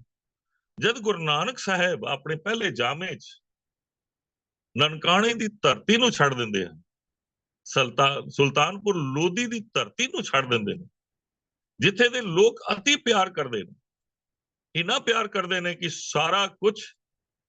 ਆਪਣਾ ਉਹਨਾਂ ਤੋਂ ਨਿਛਾਵਰ ਕਰ ਦਿੰਦੇ ਆ ਤੇ ਨਿਛਾਵਰ ਕਰਨ ਵਾਲੇ ਲੋਕ ਉਹਨਾਂ ਨੂੰ ਤਰਲੇ ਕਰਦੇ ਹਨ ਕਿ ਤੁਸੀਂ ਇਸੇ ਧਰਤੀ ਤੇ ਰਹੋ, ਇਸ ਧਰਤੀ ਤੇ ਬਿਰਾਜਮਾਨ ਰਹੋ ਤੇ ਅਸੀਂ ਤੁਹਾਡੇ ਨਾਲ ਤੁਰਾਂਗੇ। ਲੇਕਿਨ ਗੁਰੂ ਨਾਨਕ ਸਾਹਿਬ ਸਭ ਕੁਝ ਛੱਡ ਕੇ ਆਪਣੇ ਪ੍ਰਚਾਰਕ ਦੌਰਿਆਂ ਤੇ ਸੰਸਾਰ ਦੇ ਵਿੱਚ ਤੁਰ ਪੈਂਦੇ ਹਨ ਤੇ ਜਦ ਕਰਤਾਰਪੁਰ ਦੀ ਧਰਤੀ ਵਸਾਉਂਦੇ ਨੇ ਤੇ ਲੋਕਾਂ ਦੇ ਸਾਹਮਣੇ ਇੱਕ ਨਿਸ਼ਾਨਾ ਦਿੰਦੇ ਨੇ ਕਿ ਕੈਸਾ ਸ਼ਹਿਰ ਹੋਣਾ ਚਾਹੀਦਾ, ਕੈਸਾ ਦੇਸ਼ ਹੋਣਾ ਚਾਹੀਦਾ, ਕਿਹੋ ਜਿਹੇ ਲੋਕ ਹੋਣੇ ਚਾਹੀਦੇ ਜਿਨ੍ਹਾਂ ਵਿੱਚ ਬੇਗਮਪੁਰਾ ਸ਼ਹਿਰ ਦੇ ਵਾਸਤੇ ਵਸਣ ਵਾਲੇ ਹੋਣ, ਜਿਨ੍ਹਾਂ ਵਿੱਚ ਬੇਗਮ ਹੋਵੇ, ਜਿਨ੍ਹਾਂ ਵਿੱਚ ਕੋਈ ਗਮ ਨਾ ਹੋਵੇ, ਜਿਨ੍ਹਾਂ ਵਿੱਚ ਕੋਈ ਫਿਕਰ ਨਾ ਹੋਵੇ, ਜਿਨ੍ਹਾਂ ਦੇ ਅੰਦਰ ਕੋਈ ਸੋਚ ਨਾ ਹੋਵੇ। ਐਸੀ ਸੋਚ ਦੇ ਧਾਰਨੀ ਲੋਕਾਂ ਨੂੰ ਕਰਤਾਰਪੁਰ ਦੀ ਧਰਤੀ ਤੇ ਵਸਾਇਆ। ਹੁਣ ਇਹਨਾਂ ਚੀਜ਼ਾਂ ਨੂੰ ਜੇ ਗੁਰੂ ਤੇਗ ਬਹਾਦਰ ਪਾਤਸ਼ਾਹ ਨੇ ਬਿਨ ਪੂਰਨ ਤੌਰ ਤੇ ਅਪਣਾਉਂਦੇ ਹੋਏ ਉਸੇ ਤਰ੍ਹਾਂ ਸ਼ਹਿਰ ਵੀ ਵਸਾਏ ਜਿਸ ਤਰ੍ਹਾਂ ਗੁਰੂ ਨਾਨਕ ਸਾਹਿਬ ਪਾਤਸ਼ਾਹ ਨੇ ਵਸਾਏ, ਜਿਸ ਤਰ੍ਹਾਂ ਗੁਰੂ ਅੰਗਦ ਸਾਹਿਬ ਪਾਤਸ਼ਾਹ ਨੇ ਵਸਾਏ, ਗੁਰੂ ਅਮਰਦਾਸ ਪਾਤਸ਼ਾਹ ਨੇ ਵਸਾਏ, ਗੁਰੂ ਰਾਮਦਾਸ ਪਾਤਸ਼ਾਹ ਨੇ ਵਸਾਏ, ਗੁਰੂ ਅਰਜਨ ਸਾਹਿਬ ਪਾਤਸ਼ਾਹ ਨੇ ਵਸਾਏ, ਗੁਰੂ ਹਰਗੋਬਿੰਦ ਸਾਹਿਬ ਪਾਤਸ਼ਾਹ ਨੇ ਵਸਾਏ। ਹਰ ਇੱਕ ਗੁਰੂ ਕਾਲ ਵਿੱਚ ਇਹ ਸ਼ਹਿਰ ਵਸਾਏ ਗਏ ਔਰ ਨਾਲ ਨਾਲ ਲੋਹਗੜ੍ਹ ਦੇ ਉਹ ਕਿਲੇ ਤਿਆਰ ਕੀਤੇ ਗਏ ਜਿਸ ਲੋਹਗੜ੍ਹ ਨੂੰ, ਜਿਸ ਲੋਹੇ ਨੂੰ ਇਹ ਸਮਝਿਆ ਜਾਂਦਾ ਕੋਈ ਭੇਦ ਨਹੀਂ ਪਾਏਗਾ, ਕੋਈ ਤੋੜ ਨਹੀਂ ਪਾਏਗਾ। ਜੇ ਐਸੇ ਗੁਰਬਾਣੀ ਦੇ ਰਾਹੀਂ ਸਰੀਰ ਲੋਹੇ ਵਰਗੇ ਬਣਾਤੇ, ਐਸੀ ਵਿਚਾਰਧਾਰਾ ਮਨ ਦੇ ਅੰਦਰ ਗੁਰਬਾਣੀ ਦੀ ਲੋਹੇ ਦੀਆਂ ਦੀਵਾਰਾਂ ਬਣਾ ਕੇ ਮਨ ਨੂੰ ਪ੍ਰਫੁੱਲਤ ਕਰ ਦਿੱਤਾ ਔਰ ਸੰਸਾਰ ਦੇ ਅੰਦਰ ਲੋਹਗੜ੍ਹ ਕਿਲੇ ਕਾਇਮ ਕਰਕੇ ਗੁਰੂ ਨਾਨਕ ਸਾਹਿਬ ਪਾਤਸ਼ਾਹ ਤੋਂ ਲੈ ਕੇ ਗੁਰੂ ਗੋਬਿੰਦ ਸਿੰਘ ਪਾਤਸ਼ਾਹ ਤੇ ਸਿੱਖਾਂ ਤੱਕ ਉਹ ਸਾਰਾ ਕੁਝ ਸੰਸਾਰ ਦੇ ਲੋਕਾਂ ਨੇ ਦੇਖਿਆ। ਗੁਰੂ ਤੇਗ ਬਹਾਦਰ ਪਾਤਸ਼ਾਹ ਜੀ ਦੇ ਸਹੀ ਜੀਵਨ ਨੂੰ ਔਰ ਸਹੀ ਤਰੀਕੇ ਨੂੰ ਜੇ ਅਸੀਂ ਸਮਝਣ ਲਈ ਆਪਣਾ ਸਫ਼ਰ ਅੱਗੇ ਵਧਾਉਣਾ ਚਾਹੁੰਦੇ ਹਾਂ ਤੇ ਇੱਕ ਅੱਧੇ ਚੈਪਟਰ ਵਿੱਚ ਇਹ ਚੀਜ਼ਾਂ ਨਹੀਂ ਪੂਰੀਆਂ ਹੋ ਸਕਦੀਆਂ ਜਾਂ ਅੱਧੇ ਪੌਣੇ ਘੰਟੇ 'ਚ ਇਹ ਗੱਲਾਂ ਨਹੀਂ ਪੂਰੀਆਂ ਹੋ ਸਕਦੀਆਂ। ਇਹ ਬਹੁਤ ਸਮਾਂ ਮੰਗਦੀਆਂ ਹਨ ਜਿਨ੍ਹਾਂ ਤੇ ਪੂਰੀ ਰਿਸਰਚ ਕਰਕੇ ਵਿਚਾਰ ਦਿੱਤੇ ਜਾਣ। ਜਿਹੜੇ ਕਾਰਜ ਨੂੰ ਕਰਨ ਲਈ ਤੁਸੀਂ ਇਕੱਤਰ ਹੋਏ, ਤੁਸੀਂ ਮਤ ਜਾਣੋ ਕਿ ਅਸੀਂ ਸਿਰਫ ਕੁਝ ਉਮਰਾਂ ਵਾਲੇ ਹਾਂ। ਤੁਸੀਂ ਗੁਰੂ ਨਾਨਕ ਸਾਹਿਬ ਪਾਤਸ਼ਾਹ ਜੀ ਦੇ ਤੀਜੇ ਜਾਮੇ ਨੂੰ ਦੇਖੋ, 62 ਸਾਲ ਦੀ ਉਮਰ ਵਿੱਚ, 73 ਸਾਲ ਦੀ ਉਮਰ ਵਿੱਚ ਉਸ ਇਨਕਲਾਬ ਦੇ ਮੁੱਢੀ ਬਣਦੇ ਹਨ। ਗੁਰੂ ਨਾਨਕ ਦੇ ਉਹਨਾਂ ਸਿੱਖਾਂ ਨੂੰ ਦੇਖੋ, ਭਾਈ ਨਿਗਾਹੀਆ ਜੀ 98 ਸਾਲ ਦੀ ਉਮਰ ਤੱਕ ਲੱਖੀ ਰਾਏ ਵਣਜਾਰਾ ਜੀ ਦੇ ਵੱਡੇ ਬੇਟੇ ਸਿੱਖ ਕੌਮ, ਸਿੱਖ ਪੰਥ ਤੇ ਗੁਰੂ ਨਾਨਕ ਦੀ ਵਿਚਾਰਧਾਰਾ ਵਾਸਤੇ ਨਿਛਾਵਰ ਹੁੰਦੇ। ਭਾਈ ਲੱਖੀ ਰਾਏ ਵਣਜਾਰਾ ਕੋਈ ਮਾਮੂਲੀ ਆਦਮੀ ਨਹੀਂ ਸੀ। ਜਿਨ੍ਹਾਂ ਨੇ ਸਿਰਫ ਗੁਰੂ ਤੇਗ ਬਹਾਦਰ ਪਾਤਸ਼ਾਹ ਜੀ ਦੇ ਦੇਹ ਨੂੰ ਚੱਕਿਆ ਤੇ ਆਪਣੇ ਘਰ ਵਿੱਚ ਝੋਪੜੀ ਕਹਿ ਕੇ ਅਸੀਂ ਸਥਾਪਿਤ ਕਰ ਦਿੱਤਾ, ਜਿੱਥੇ ਅੱਜ ਰਕਾਬਗੰਜ ਗੁਰਦੁਆਰਾ ਹੈ। ਉਸ ਰਾਏ ਸ਼ੀਨਾ ਦਾ ਇਲਾਕਾ ਗੁਰੂ ਭਾਈ ਲਖੀ ਰਾਏ ਵਣਜਾਰਾ ਜੀ ਦੇ ਨਾਂ ਤੇ ਅੱਜ ਵੀ ਦਰਜ ਹੈ ਲਿਖਤਾਂ ਵਿੱਚ। ਔਰ ਲਖੀ ਰਾਏ ਵਣਜਾਰਾ ਜੀ ਦੇ ਜੇ ਕਰਨਾਟਕਾ 'ਚ ਦੇਖੀਏ ਤੇ ਕਈ ਐਸੇ ਤਲਾਅ ਬਣੇ ਨੇ ਜਿਹੜੇ ਪਾਣੀ ਦੇ ਸਰੋਤ ਲੋਕਾਂ ਨੂੰ ਦਿੱਤੇ ਗਏ। ਕਈ ਐਸੇ ਕਿਲੇ ਬਣੇ ਨੇ ਜਿੱਥੇ ਟਾਂਡੇ ਲਾ ਕੇ ਵਪਾਰ ਕੀਤਾ ਜਾਂਦਾ ਸੀ। ਲਖੀ ਰਾਏ ਵਣਜਾਰਾ, ਜਿਸ ਨੂੰ ਗੁਰੂ ਤੇਗ ਬਹਾਦਰ ਪਾਤਸ਼ਾਹ ਦੀ ਸ਼ਹਾਦਤ ਦੇ ਨਾਲ ਸਿਰਫ ਅਸੀਂ ਦੇਖਦੇ ਹਾਂ, ਤੇ ਉਹਨਾਂ ਦਾ ਜਨਮ 1580 ਦੇ ਵਿੱਚ ਗੁਰੂ ਹਰਗੋਬਿੰਦ ਸਾਹਿਬ ਪਾਤਸ਼ਾਹ ਜੀ ਦੇ ਜਨਮ ਤੋਂ ਪਹਿਲਾਂ ਹੋਇਆ, ਜਿਨ੍ਹਾਂ ਨੇ ਗੁਰੂ ਅਰਜਨ ਸਾਹਿਬ ਪਾਤਸ਼ਾਹ ਜੀ ਤੋਂ ਲੈ ਕੇ ਗੁਰੂ ਗੋਬਿੰਦ ਸਿੰਘ ਪਾਤਸ਼ਾਹ ਜੀ ਤੱਕ ਦੇ ਦਰਸ਼ਨ ਕੀਤੇ। ਔਰ ਗੁਰੂ ਨਾਨਕ ਪਾਤਸ਼ਾਹ ਜੀ ਦੇ ਇਸ ਵਿਚਾਰਧਾਰਾ ਦੇ ਸਫ਼ਰ ਨੂੰ ਆਪਣੇ ਟਾਂਡਿਆਂ, ਆਪਣੇ ਵਪਾਰਕ ਕੇਂਦਰਾਂ ਰਾਹੀਂ ਪ੍ਰਚਾਰ ਦੇ ਸਾਧਨ ਮੁਹੱਈਆ ਕੀਤੇ। ਔਰ ਆਪਣੇ ਹਰ ਇੱਕ ਟਾਂਡੇ ਦੇ ਵਿੱਚ ਜੋ 3000 ਗੱਡਿਆਂ ਦਾ ਟਾਂਡਾ ਹੁੰਦਾ ਸੀ, ਇੱਕ ਗੱਡਾ ਬੀੜ ਸਾਹਿਬ ਲਈ, ਉਸ ਟਾਈਮ ਬੀੜ ਸਾਹਿਬ ਕਿਹਾ ਜਾਂਦਾ ਸੀ, ਬੀੜ ਸਾਹਿਬ ਲਈ ਵੱਖਰਾ ਰੱਖਿਆ ਜਾਂਦਾ ਸੀ। ਉਹਨਾਂ ਦੇ ਟਾਂਡੇ ਵਿੱਚ ਜਿਤਨੇ ਮੁਲਾਜ਼ਮ ਹੁੰਦੇ ਸਨ, ਉਹਨਾਂ ਨੂੰ ਬਾਣੀ ਪੜ੍ਹਨੀ ਪੈਂਦੀ ਸੀ, ਬਾਣੀ ਵਿਚਾਰਨੀ ਪੈਂਦੀ ਸੀ। 1 ਘੰਟੇ ਵਾਸਤੇ ਗੁਰੂ ਦੇ ਸ਼ਬਦ ਨਾਲ ਜੁੜਨਾ ਵਪਾਰ ਨੂੰ ਕਰਨ ਤੋਂ ਪਹਿਲਾਂ ਜ਼ਰੂਰੀ ਹੁੰਦਾ ਸੀ। ਐਸੇ ਪਰਸ਼ੀਅਨ ਸਰੋਤਾਂ ਤੋਂ ਚੀਜ਼ਾਂ ਸਾਡੇ ਸਾਹਮਣੇ ਆਉਂਦੀਆਂ ਨੇ, ਜਿਨ੍ਹਾਂ ਨੂੰ ਸਮਝਣ ਦੀ ਲੋੜ ਹੈ। ਕਿਉਂਕਿ ਲਖੀ ਰਾਏ ਵਣਜਾਰਾ ਜੀ ਦੀ ਤੇ ਮੱਖਣ ਸ਼ਾਹ ਲੁਬਾਣਾ ਜੀ ਦੀ ਗੱਲ ਤੋਂ ਬਿਨਾਂ ਅਸੀਂ ਗੁਰੂ ਤੇਗ ਬਹਾਦਰ ਪਾਤਸ਼ਾਹ ਜੀ ਦੀ ਸ਼ਹਾਦਤ ਨੂੰ ਸਮਝ ਹੀ ਨਹੀਂ ਪਾਵਾਂਗੇ। ਅਸੀਂ ਸਿਰਫ ਜਾਦੂਈ ਤੌਰ ਤੇ, ਕਰਾਮਾਤੀ ਤੌਰ ਤੇ ਹੀ ਦੇਖਣ ਦੀ ਨਿਗਾਹ ਸਾਡੀ ਰਹੇਗੀ, ਕਿਉਂਕਿ ਸਾਡੇ ਆਲੇ ਦੁਆਲੇ ਦਾ ਸਾਰਾ ਸਿਸਟਮ ਕਰਾਮਾਤੀ ਦੇਖਣ ਵਿੱਚ ਆਉਂਦਾ ਹੈ। ਅਸੀਂ ਕਰਾਮਾਤਾਂ ਤੋਂ ਜ਼ਿਆਦਾ ਪ੍ਰਭਾਵਿਤ ਹੁੰਦੇ ਹਾਂ। ਗੁਰੂ ਨਾਨਕ ਸਤਿਗੁਰੂ ਜੀ ਨੇ ਪ੍ਰੈਕਟੀਕਲ ਜੀਵਨ ਦਿੱਤਾ, ਔਰ ਉਸ ਪ੍ਰੈਕਟੀਕਲ ਜੀਵਨ ਵਿੱਚ ਉਸ ਕਰਾਮਾਤ ਨੂੰ ਖੜਾ ਕੀਤਾ ਜਿਹੜੀ ਮਨ ਨੂੰ ਸੁਧਾਰਨ ਦੀ ਸੀ, ਔਰ ਮਨ ਨੂੰ ਮਜ਼ਬੂਤ ਕਰਕੇ ਮਨ ਜੀਤ ਤੇ ਜਗ ਜੀਤ ਦੀ ਪਰਿਭਾਸ਼ਾ ਨੂੰ ਲੋਕਾਂ ਦੇ ਸਾਹਮਣੇ ਖੜਾ ਕੀਤਾ, ਜਿਸ ਨੂੰ ਗੁਰੂ ਤੇਗ ਬਹਾਦਰ ਪਾਤਸ਼ਾਹ ਜੀ ਨੇ ਬਖੂਬਸੂਰਤੀ ਦੇ ਨਾਲ ਅੱਗੇ ਵਧਾਇਆ। ਇਹ 9ਵਾਂ ਜੋੜਵਾਂ ਗੁਰੂ ਨਾਨਕ ਸਾਹਿਬ ਪਾਤਸ਼ਾਹ ਜੀ ਦਾ ਕਮਾਲ ਦਾ ਸੀ, ਜੋ ਸਿਖਰ ਦਿਖਾ ਰਿਹਾ ਸੀ। ਉਸ ਬਿਲਡਿੰਗ ਦੀ ਉਸਾਰੀ ਦੇ ਹਰ ਇੱਕ ਕੰਮ ਨੂੰ ਨਿਕਾਸ਼ੀ ਦੇ ਰਿਹਾ ਸੀ। ਗੁਰੂ ਨਾਨਕ ਸਾਹਿਬ ਪਾਤਸ਼ਾਹ ਜੀ ਦੇ ਉਸ ਮਹਿਲ ਨੂੰ, ਜਿਸ ਰਾਜ ਨੂੰ ਗੁਰੂ ਨਾਨਕ ਸਾਹਿਬ ਪਾਤਸ਼ਾਹ ਮਨੁੱਖਤਾ ਦੇ ਭਲੇ ਵਿੱਚ ਕਾਇਮ ਕਰਨਾ ਚਾਹੁੰਦੇ ਸੀ, ਜਿਹੜੀ ਗੁਰੂ ਨਾਨਕ ਸਾਹਿਬ ਦੀ ਵਿਚਾਰਧਾਰਾ ਸੀ, ਹਲੀਮੀ ਰਾਜ ਦੀ, ਉਸ ਵਿਚਾਰਧਾਰਾ ਦੀ ਖੂਬਸੂਰਤ ਨਿਕਾਸ਼ੀ ਔਰ ਉਸ ਵਿਚਾਰਧਾਰਾ ਵਿੱਚ ਹਰ ਇੱਕ ਕਮੀ ਨੂੰ ਦੂਰ ਕਰਨ ਵਾਸਤੇ ਗੁਰੂ ਤੇਗ ਬਹਾਦਰ ਪਾਤਸ਼ਾਹ ਜੀ ਨੇ ਆਪਣੇ ਇੱਕ ਇੱਕ ਸਵਾਸ ਨੂੰ ਲਗਾ ਦਿੱਤਾ। ਅਸੀਂ ਗੁਰੂ ਤੇਗ ਬਹਾਦਰ ਪਾਤਸ਼ਾਹ ਜੀ ਦੇ ਜੀਵਨ ਨੂੰ ਕਿਧਰੇ ਹੋਰ ਦੇਖਦੇ ਹਾਂ, ਕਿਧਰੇ ਹੋਰ ਖੋਜਦੇ ਹਾਂ,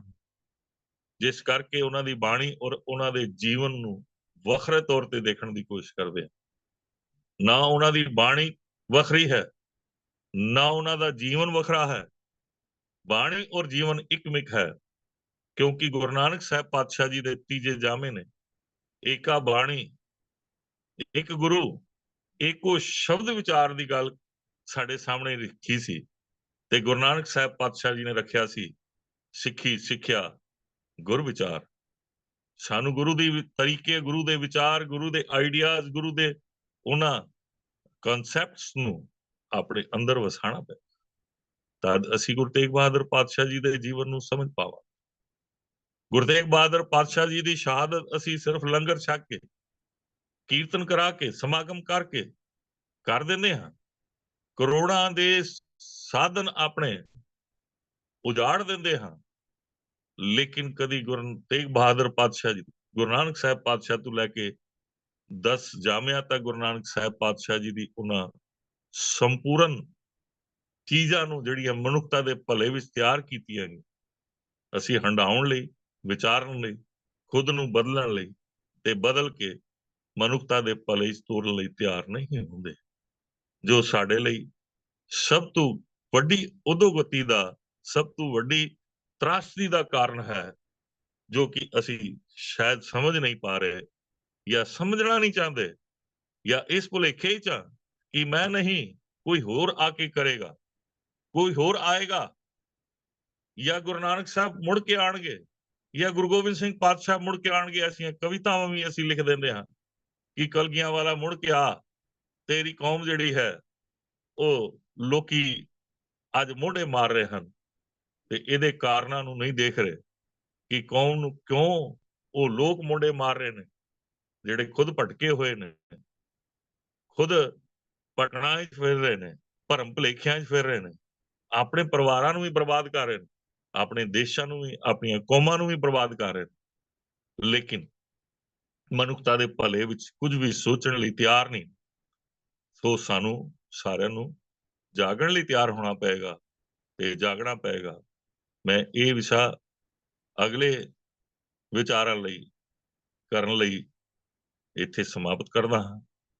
ਮੇਰੀਆਂ ਵਿਚਾਰਧਾਰਾਵਾਂ ਜੋ ਸਤਿਗੁਰ ਦੀ ਬਾਣੀ